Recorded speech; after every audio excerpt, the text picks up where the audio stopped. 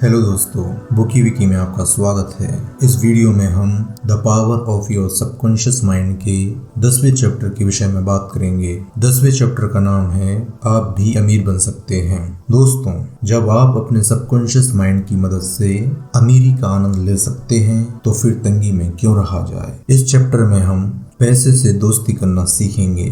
जब आप ऐसा कर लेंगे तो आपके पास अपनी जरूरत का सारा पैसा होगा और जरूरत से ज्यादा भी होगा। जब आप अपने सबकॉन्शियस माइंड की शक्तियों को समझ लेते हैं तो आपके पास आध्यात्मिक, मानसिक और वित्तीय सभी प्रकार की अमीरी की शाही राह का नक्शा आ जाता है। जिसने भी मस्तिष्क के नियमों को सीख लिया है वह निश्चित रूप से जानता है और मानता है कि उसे कभी किसी चीज की कमी नहीं पड़ेगी। आर्थिक संकटों, स्टॉक मार्केट के उतार चढ़ाव, बढ़ती महंगाई, यहाँ तक कि युद्ध के दौरान भी उसके पास कभी धन की कमी नहीं रहेगी। दोस्तों, इसका कारण यह है कि उसने उसके दौलत के विचार को अपने सबकॉन्शियस माइंड तक पहुंचा दिया है। उसका माइंड उसे दौलत देता रहता है चाहे वह जहां भी रहे। उस व्यक्ति ने अपने माइंड को यह विश्वास दिला दिया है कि पैसा उसकी लाइफ में मुक्त रूप से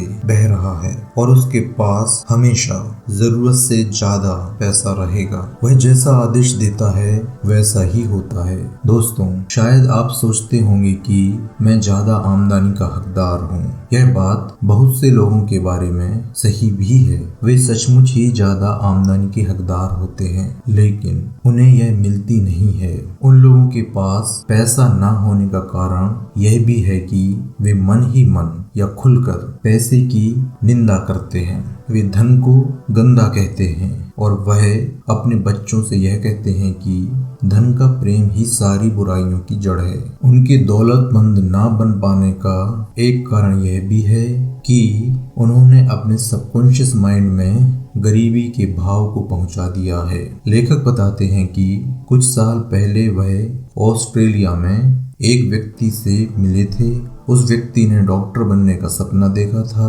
पढ़ाई में उसका प्रदर्शन भी बहुत अच्छा था, परंतु वह मेडिकल कॉलेज का खर्चा नहीं उठा सकता था। उसके माता पिता मर चुके थे।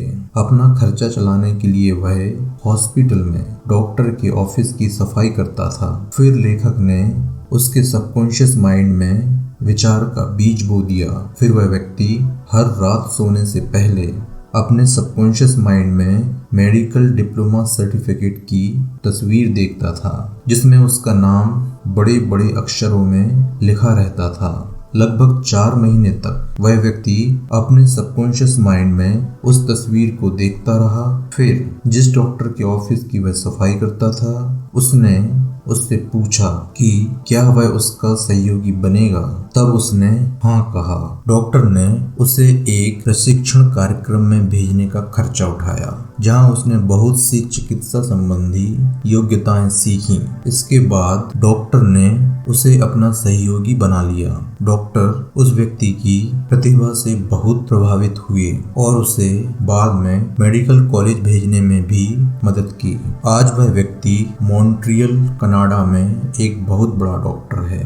दोस्तों, इस व्यक्ति को सफलता इसलिए मिली क्योंकि उसने अपने सबकॉन्शियस माइंड का सही तरीके से प्रयोग करना सीख लिया था। दोस्तों, मान लीजिए आप किसी बड़ी कंपनी में काम करते हैं। आप अपने मन में सोचते हैं कि आपको कम सैलरी मिलती है। आपको इस बात से गुस्सा आता है कि आपकी बॉस आपको इम्पोर्टेंस नहीं देते। आप हमेशा यही सोचते रहते हैं कि आप ज्यादा सैलरी और ज्यादा इम्पोर्टेंस के हकदार हैं। आप अपने बॉस के प्रति नेगेटिव विचार रखकर अपने सबकॉन्शियस माइंड से, कंपनी से अपने बंधन तोड़ रहे हैं। नतीजा यह होगा कि एक दिन आपका बॉस आपको कहेगा कि हमें आपको कंपनी से निकालना होगा। दोस्तों, आपने खुद ही आपको कंपनी से निकलवाया है। आपका बॉस तो सिर्फ एक साधन के रूप में काम कर रहा है, जिससे आपके ही नेगेटिव विचारों की पुष्टि हुई है। दोस्तों, आपने शायद किसी को यह कहते हुए सुना होगा कि जो भी बहुत पैसे कमाता है वह हमेशा बदमाश होता है। इस तरह से बोलने और सोचने वाले वित्तीय बीमारी के शिकार होते हैं। वह अपने पुराने दोस्तों के प्रति जलन की भावना रखते हैं जो ज्यादा सफल और दौलतमंद बन गए हैं। वह अपनी मुश्किलें खुद ही पैदा कर रहे हैं। उन दोस्तों के बारे में नेगेटिव विचार रखकर और उनकी दौलत की निंदा कर वह दौलत और समृद्धि को खुद से ही दूर कर रहे हैं। दोस्तों, क्या आप किसी ऐसे व्यक्ति के पास रुकना पसंद करेंगे जो आपकी निंदा करता हो? जाहिर सी बात है नहीं, और दौलत भी ऐसा ही करेगी। वह व्यक्ति उसी चीज को दूर भगा रहा है जिसके लिए वह प्रार्थना कर रहा है। दोस्तों, वह व्यक्ति दो विरोधी प्रार्थनाएं कर रहा है। एक तो वह कह रहा है कि मेरे पास दौलत हो, लेकिन दूसरी तरफ वह यह भी कह रहा है दौलत गंदी और बुरी चीज है। यह विरोध गरीबी और दुख की राह का सूचक है। दोस्तों, आपको हमेशा दूसरों की दौलत को देखकर खुश होना चाहिए और अपने सबकॉन्शियस माइंड में हमेशा पॉजिटिव बातों को ही रखना चाहिए। तभी आपका सबकॉन्शियस माइंड आपको पॉजिटिव रिजल्ट भी देगा। दोस्तों, बड़ी दुकानों में पहरेदारों और जासूसों को रखा जाता है ताकि वे सामान चुराने वालों को रोक सकें। हर दिन वे कुछ लोगों को